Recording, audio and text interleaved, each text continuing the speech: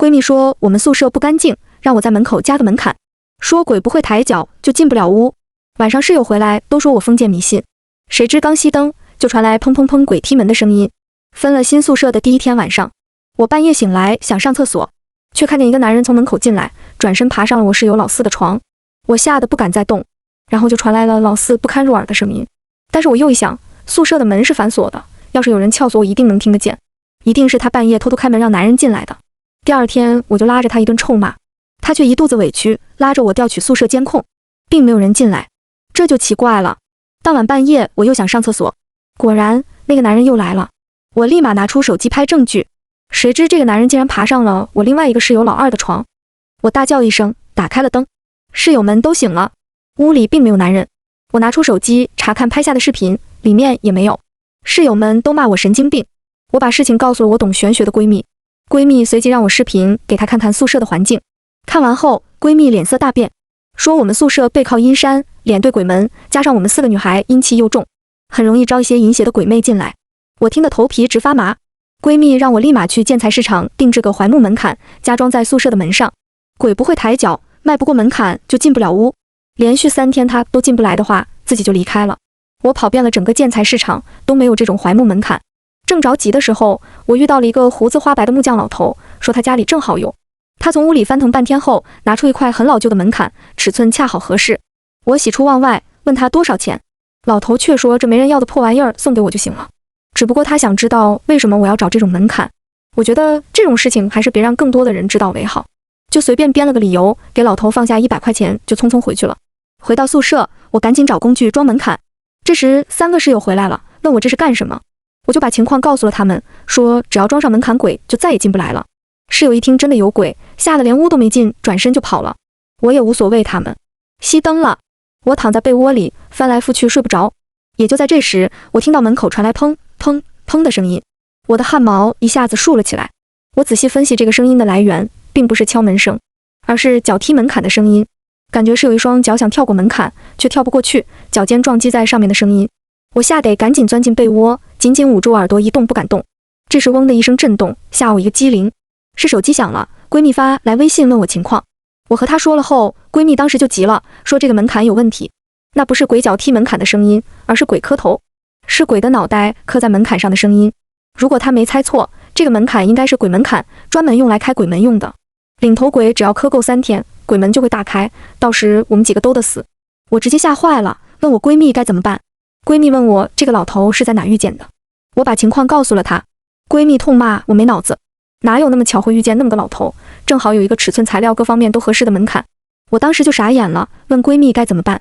闺蜜让我赶紧去把那个门槛给拆了，但是我根本不敢去，两腿都是软的。闺蜜实在没办法，就让我用手机下载3根香的动态图片，然后举着朝门口拜3拜，先稳住今晚再说。果然拜完以后，砰砰声没有了。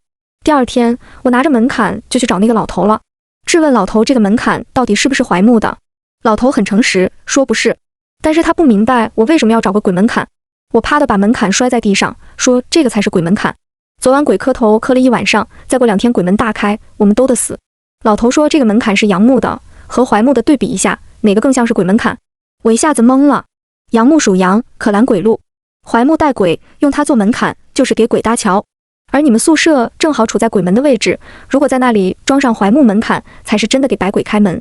我突然觉得老头说的很有道理，槐木可不是引鬼吗？小时候也经常听说过槐树助鬼的故事，我怎么就没想到呢？但是我闺蜜从小和我玩到大，不可能骗我，我也不能因为别人的2句话就怀疑自己的闺蜜。于是我先问老头到底是干什么的，为什么知道这么多。老头说我们学校后山原来是一片乱葬岗，里面困了上万条冤魂，得不到轮回，自己3代人在这里镇守鬼门。不料这块地被盖成大学，那些老师们都不信鬼神，油盐不进，还把那里盖成了宿舍，恰好还是女宿舍。一切因缘将成，我们学校每年都有好几个人会莫名其妙自杀，全部都是住在我的那个宿舍。我头皮瞬间发麻，因为我之前确实听说过我们学校有人自杀的事情，不过很多大学都有学生自杀的新闻，我也没当回事，只是没想到会是我住的宿舍。谁知老头又问我昨天装上这个杨木门槛以后，我的3个室友是不是没有进屋。我说他们是害怕鬼住到别的宿舍了。老头笑了笑说他们不是害怕鬼，他们就是鬼，他们迈不过这个门槛。我觉得老头有点开始编了。如果我的室友是鬼，那个半夜进屋爬上床的男人又是什么？老头看出来我不太信他，就让我今晚回去把3个室友的鞋摆在每个人的床边，一只脚尖朝里，一只脚尖朝外。是人的话就不会有什么影响，是鬼的话就会迷路，永远上不了床。我半信半疑地离开了。我按照闺蜜的说法，自己在后山砍了根槐木，做成了门槛。但是回到宿舍安装的时候，我突然又想起了老头的话，确实槐木门槛更像鬼门槛。我不知道该相信谁，最后我决定先按照老头的方法测试一下我的室友到底是人是鬼。如果是鬼，我就相信老头；如果是人，我明天非要报警抓他不可。于是我把门槛收了起来，斜坐在书桌前，一边假装看书，一边等他们回来。果然，我的室友回来后，先是在门口做了简单的查看，然后才进了屋。这不仅让我心里一抖，难道他们真的会害怕那个门槛？他们进屋后，不断感叹着昨晚蹭别人宿舍有多麻烦，还是自己的宿舍舒服，还问我为什么把门槛取了，不打算防鬼了吗？我几句废话敷衍过去，趁他们换鞋去洗漱的时候，把他们的鞋按照老头的说法，一个朝里一个朝外，摆在床前的隐秘处，然后等着熄灯的那一刻，看他们怎么上床。按之前的习惯，他们每天回到宿舍，最起码上下床4、5次，而今天回来却1次也没有。我不禁心里开始发毛，但是我想或许是概率的问题呢。再看看他们活蹦乱跳，有说有笑，一点也不像鬼。我又怀疑是我自己想多了。就这样，终于熬到了熄灯的时间，3个室友却依然嘻嘻哈哈不睡觉。我假装发脾气，吼了他们几句，他们也很知趣的不再说话。奇怪的是，他们3个都耷拉着脑袋在自己的床前转来转去，就是不上去。我瞬间开始害怕了。我壮起胆问老四为什么不上床睡觉，谁知老四哭哭啼啼地说，什么情况啊，我的床怎么不见了？我脑袋嗡的一声，瞬间一片空白。老头果然没骗我，但是我必须假装镇定，不能让他们发现我做了什么手脚，否则我肯定活不过今晚。我连续咽了几口唾沫，稳住心神，打算假装说一些关心的话。谁知这时老大突然拉住老四说，你瞎了吗？你的床不就在这里吗？老四哭哭啼啼还要说什么，老大突然吼道，闭嘴！我一个哆嗦，魂都吓没了。难道老大能看见老四的床？或者老大已经发现了什么，害怕老四说漏嘴？我还没反应过来，老四突然跑到我床前说，三姐，我害怕，我要和你睡。说着就要上我的床。我一个机灵爬了起来，用枕头堵住上床口。不行，老四，我比你更害怕，真的。我刚说完，老二也扒住我的床沿说，那就4个人一起睡吧，咱们宿舍这么怪异，一起睡才不害怕。大姐你也来呀！我吓得立马跪在床上不断磕头，二姐，别，我求你了。谁知老大并没有理老二，而是在他们3个床前不断打量。我的心都提到嗓子眼了。要是老大发现我在他们的鞋上动了手脚，我可能就活不过当下。我脑子飞速旋转，想找个方法破了这个局面。谁知老大突然抬头，死死地盯着我。一瞬间，我的魂都没了。我颤颤巍巍地说，大姐，有什么问题吗？谁知老大突然喊道，快跑，有鬼！我一下子乱了阵脚。鬼喊有鬼，我不知道该怎么办了。只见他们3个瞬间就冲出房门跑了。我也赶紧跳下床，砰的就把门关上。一转身瘫坐在地上，长长的松了口气。我刚要起身，突然看见有个人坐在我的床上。我仔细一看，竟然是之前的那个男鬼。我吓得连声大叫，挣扎着就要往外跑，门却死活打不开。我下意识地拿出电话向闺蜜求救。闺蜜一听就慌了，让我赶紧把槐木门槛装上，然后咬破指尖滴3滴血在上面，再朝着门槛磕3个头，脑袋必须碰在门槛上，发出砰砰砰的声音。先稳住当下的局面再说。我说鬼都进屋了，还立门槛有啥用？闺蜜说别问那么多了，没时间了。我在看那个鬼，不知道什么时候跑到了我的正面前。我拿着槐木门槛不断的敲打，却始终打不到鬼的身上。闺蜜在电话里大喊，快咬破手指头，把血抹在门槛上。我赶紧照办，然后再朝那个鬼打去。砰的一声，鬼消失了。这时闺蜜大喊道，快立门槛！我疯了一样，飞速装好门槛，紧接着咬破手指，滴血磕头。做完这一切之后，我紧绷着呼吸打量四周。闺蜜在电话里说不用看了，她被挡在门外。我这才松了口气。然后我把今天发生的事情给闺蜜做了复盘。闺蜜痛骂我一顿，说这一切都是那个老头和这个男鬼做的局，是他们做的鬼打墙，才让我的3个室友找不到床，并不存在颠倒放鞋会让鬼迷路的说法。如果我的3个室友是鬼，早就害我了，何必要等我去发现后再动手？我仔细想了想，觉得也是，也突然明白，刚才老大死死地盯着我说有鬼，是因为他看见那个男鬼就坐在我的身后，并不是鬼喊有鬼。我的妈呀，我怎么这么笨？但是我不明白这个男鬼和那个老头到底是什么关系，目的到底是什么？闺蜜说她如果没猜错的话，这个老头应该是个练鬼师，这个男的就是他正在练的鬼。我们宿舍风水之阴是采阴练鬼的绝佳宝地，练成5个之后就卖给那些有钱人，帮他们赚钱，也就是传说中的五鬼运金。而老头骗我用鬼门槛开鬼门，应该是想引出厉鬼来练，能出首付。我下巴都惊掉了，原来这里藏着这么一个惊天阴谋。还好我没有背叛我闺蜜。闺蜜最后交代我，每天都用3滴指尖血滴在槐木门槛上，然后在头碰门槛磕3个响头，必须发出砰砰砰的声音。3天之后就能封住鬼门，化凶为吉。我牢记在心。第2天起床，我实在气不过，就打电话报警抓那个老头。谁知警察把我一顿臭骂，说一个大学生整天鬼鬼神神像什么样子。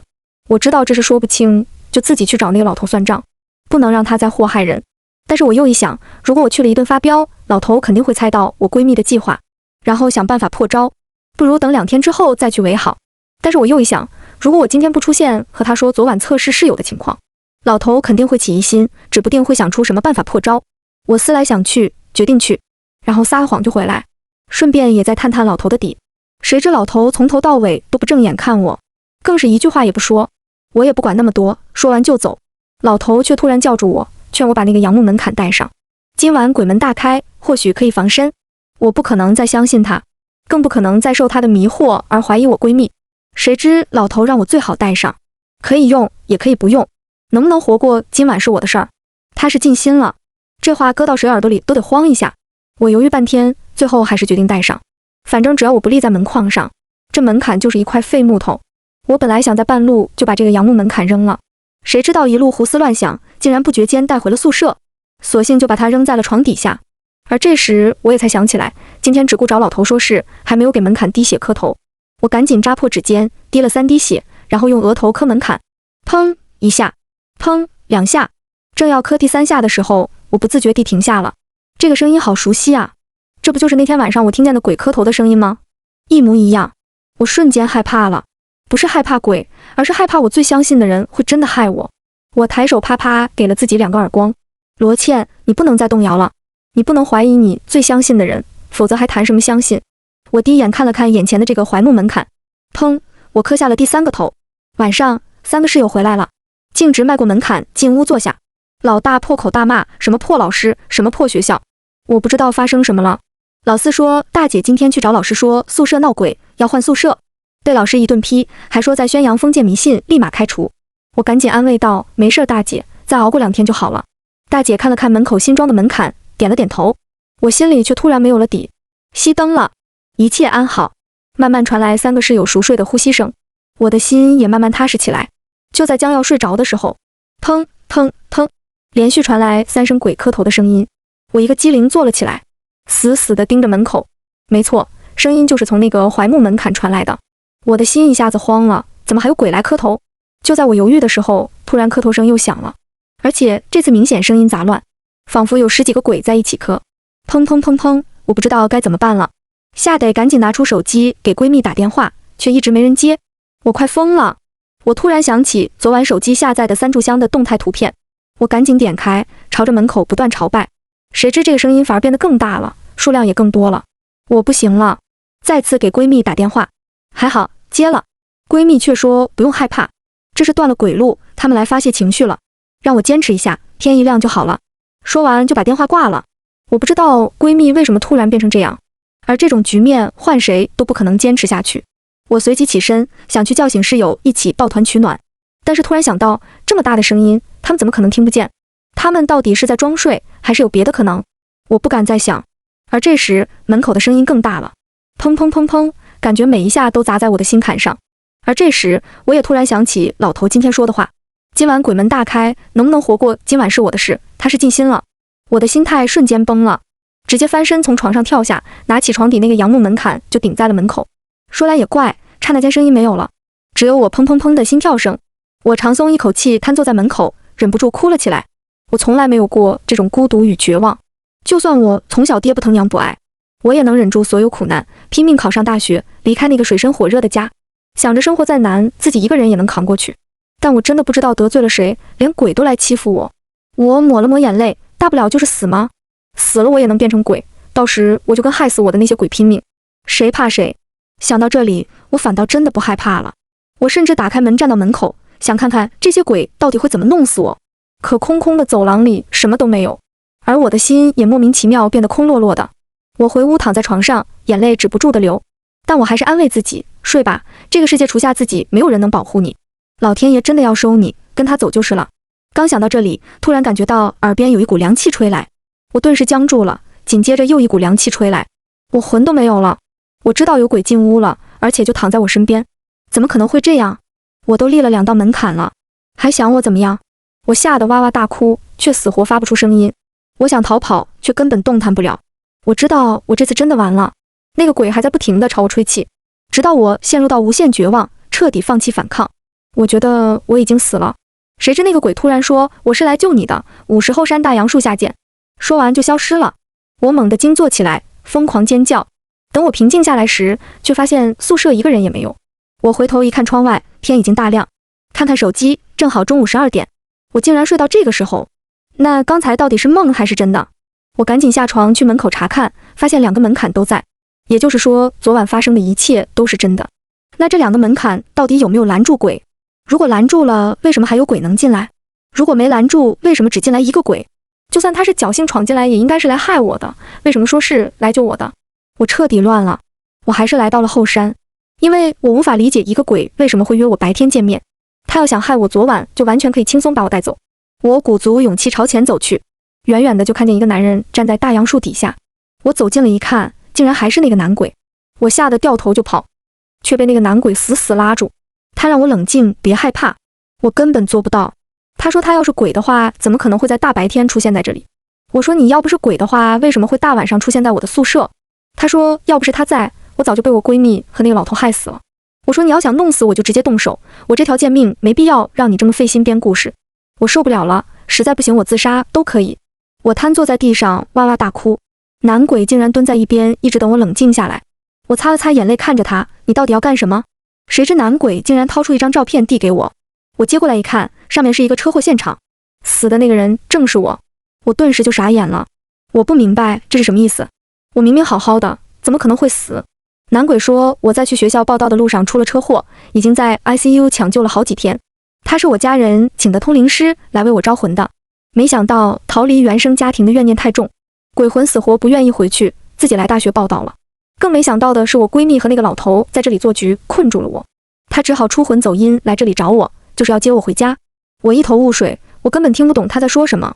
就算他说的是真的，我死了变成鬼来大学报到，难道我的室友也是鬼吗？我们整个大学都是鬼吗？这就是个鬼大学吗？男人竟然说是，这就是个鬼大学，是各种意外死亡的大学生聚集的地方。我还是不敢相信。谁知男人掏出手机，打开新闻，上面确实报道着某大学新生罗某在去学校报到的路上车祸身亡。我脑子直接炸裂了，隐隐约约有一些碎片记忆浮现，却无法拼凑完整。我头疼欲裂。男人安慰我别害怕，只要我听他的话，就一定能把我救回去。我抱头痛哭。我觉得你们每个人说的都有道理，每个人又漏洞百出，我真的不知道该相信谁。男人说这个很正常，因为我现在还是生魂，做人还没完全结束，做鬼还没完全开始，正是是非模糊、阴阳矛盾的结合点。莫慌莫怕。我点了点头。男人说他第一次出魂过阴来找我，就是我看到他爬到老四床上那一次，但是他并没有欺负老四，而是恰好遇见老四在做春梦。因为我的怨念太深，导致很难找到我，只能一个挨着一个查看。我打电话向老四求证，老四支支吾吾说他那天确实梦见的是前男友，并没有陌生男子。我开始有点真的相信这个通灵师了。通灵师接着说，他找到我恰好是第2天我尖叫那一次，他原本以为回去后能轻松把我招回去，谁知我却受了闺蜜和老头的迷惑，在门口立了鬼门槛。我不明白，鬼门槛不就是为开鬼门立的吗？我不是应该很容易就能回去吗？通灵师说，鬼门槛在阳间是招鬼的，但是在阴间就是正常的门槛，只有相反用至阳的木材做成的门槛才能把我送回去。可第1天老头给我的阳木门槛不就属阳吗？这时也不知道哪里来了一阵风，吹得杨树叶啪啦啪啦作响。通灵师指了指身后的杨树说，风吹杨树鬼拍手，杨木的阴气比槐木更重。而我闺蜜知道家里有请人来救我，就各种设置鬼门槛的局面来迷惑我，导致她几次出魂过来都破不了局，只好让我的家人在法堂不断磕头，只要能把鬼门槛磕破就能招我回去。我突然惊住了，难道那砰砰砰鬼磕头的声音是我家人磕头的声音？通灵师点了点头，我心里突然软了一下，眼泪就流下了。或许我对父母怨念真的有点重了，可我还是不明白，我闺蜜到底为什么要害我？她和那个老头又是什么关系？通灵师说那个老头是个专业走阴人，专门帮一些法师来阴间办事，而我闺蜜雇佣他过来，就是为了把我困在这里，不让我复活。我和闺蜜从小玩到大，感情至深，我不理解为什么。嫉妒。通灵师就说了这2个字，我瞬间懂了。我知道我闺蜜从小到大都嫉妒我，除下原生家庭，我哪都比她好，但是我依然不相信她会做出这样的事情。谁知通灵师却说，善良的人永远看不到别人心里的恶。我沉默了，但是我还有一点不明白，既然闺蜜和老头是一伙的，为什么他们要互相诋毁？通灵师说，真正想困住一个人，就是让他在迷惑中慢慢失去自我。我彻底沉默了。通灵师从大杨树后面拿出一个全新的门槛，上面还贴着一道符咒，说这是他专门从阳间带来的桃木门槛，桃木至阳，只是鬼魂无法触碰，才贴了这道符。他让我现在就拿回宿舍，立马装在门框上，然后摘掉符咒，对着门槛磕3个头，他在那边就能接到信号，然后他做法打通鬼门，我就能魂归肉体，重获新生。到时是爱是恨是恩是仇，我全可以和我闺蜜当面对质。但是切记不要再受我闺蜜迷惑，切记过了今天我就再也回不去了。我使劲点了点头，我飞奔回到宿舍，看着立在门口的那2道门槛，想都没想就拆掉扔到一边，快速把桃木门槛装上，然后小心翼翼地摘下那道符。我长出了一口气，正准备要磕头，突然我的手机响了，是我的闺蜜打来的，我直接挂掉了。我磕了第1个头，砰！这时手机又响了，我继续挂掉，接着磕第2个头，砰！正要磕第3个头，身后突然传来闺蜜的声音，等等。我回过头，看见闺蜜就站在我的身后，闺蜜泪流满面地看着我，我太了解她了，我一眼就能看出她现在是真的在哭，并不是在伪装。但是在这个环境里说什么都没有用，我作为一个生魂，连基本的是非对错都判断不清，一切都等我回去重生以后再说吧。可闺蜜却死死地拦着我，让我仔细看看新闻上的照片，看完后再磕第3个头不迟。我想了想，打开手机搜出那篇新闻，我往下翻，看到了另外一张现场图片。那张图片上，我闺蜜血肉模糊地躺在我身边，旁边的文字写着，另外一名死者是这名大学生的闺蜜。据了解，是闺蜜送她去大学报到的路上，意外发生车祸，双双身亡。我快要疯了，质问闺蜜这到底是什么情况。闺蜜也大哭着说，其实我们俩早都死了，她知道我胆小，怕我无法接受，才一直没有告诉我。要不然阴阳两隔怎么可能通电话？要不然自己现在为什么会突然出现？我瞬间崩溃了，这一切都太奇怪，太凌乱了。我再次陷入慌乱与绝望，因为我真的无法分辨清到底谁真谁假。闺蜜说她特别理解我作为一个生魂的错乱感，我不像她可以有一些修行护身，她原本一早就想来找我，但是她因为生前给人做法事时伤害过一些鬼魅，所以死后就被他们不断追着报仇，才没能及时赶过来。当我给她打电话说看到鬼时，她知道有练鬼师出魂过阴来物色生魂了，因为生魂最好抓最好练，但是她自己正陷入危机，脱不开身过来救我，所以才让我用槐木门槛挡路。只是没想到他们道行这么深，能里外联手迷惑我，而眼下这个桃木门槛开鬼路就是他们的最后一步棋。但凡我磕了第3个头，我就会被引到他们的法堂里，然后被控制。可他们说我住在 ICU 还没有完全死，他们摆法堂是为了让我的家人磕头召唤我回去。闺蜜说她知道我心中有怨气，一直不能接受死亡这件事，但是为什么没有想想活着的时候我父母都嫌我多余，巴不得我死，死了又怎么可能花那么多钱让我住 ICU 还要磕头救我回去呢？如果他们真的变了呢？真的想救我呢？我自己问着问着就没了底气，我大哭了起来。也就在这时，门口再次传来砰砰砰的声音，而这次每一次响声都好像砸在我的脑仁上，我头痛欲裂，瘫倒在地。闺蜜赶紧搂着我说，他们见我一直不磕第3个头，着急了，所以开始做法事引我上路。我头疼到不行，赶紧问闺蜜该怎么办。闺蜜搂着我问道，那你从今往后还怀疑我吗？我不怀疑了，我只相信你一个。闺蜜，那你能接受你的死亡消除怨气吗？我能，我对人间已毫无渴望。闺蜜，那你今后能听我的话吗？我点了点头。闺蜜，我要你说出来，否则再出现一个人胡乱言语几句，你又动摇了。我能，我都听你的。闺蜜，好。此言一出，不可更改，否则五雷轰顶，魂飞魄散。我已经被那砰砰砰的响声折磨得心智崩溃，只好连连点头，好。说完，闺蜜拉着我就飞了出去。也不知过了多久，我从昏迷中醒来，躺在一个陌生的房子里，闺蜜走过来问我好点没，我说头还是会一阵一阵的剧痛。闺蜜点了根烟给我，说抽烟可以稍微缓解一点疼痛。我想了想，接过烟，只抽了一小口，就呛得直咳嗽。我缓了口气，擦了擦随着咳嗽流出来的眼泪，打算抽第二口的时候，却发现我手里夹着的根本不是烟，而是一根香。我脑子瞬间嗡的一声，一片空白。我再抬头，发现闺蜜已经不见了，我彻底傻眼了。这时，外面传来3个人的声音：“男人成了，哎呀，不容易呀，没想到这小妮子这么难搞。老头不让她彻底失去自己，怎么能被牢牢控制？这妮子秉性单纯，品行正直，是5鬼里最难寻找也最难练就的一个，要不然就不会从小把我大孙女放在她身边，布下这个20年的局。闺蜜罗茜，你应了我的话头，受了我的香火，可不能反悔哦，否则会五雷轰顶，魂飞魄散的哦。我这次是真的明白了，在这个世界上，除下自己，谁都不能相信。他们虽然活着，但说的都是鬼话。我起身就要冲出去找他们算账，但我刚打开门，就被一股巨大的力量打翻在地。我低头一看，门框上装的正是我安在宿舍门口的那个桃木门槛。我无数次尝试，摔得遍体鳞伤，却始终都迈不过这道坎。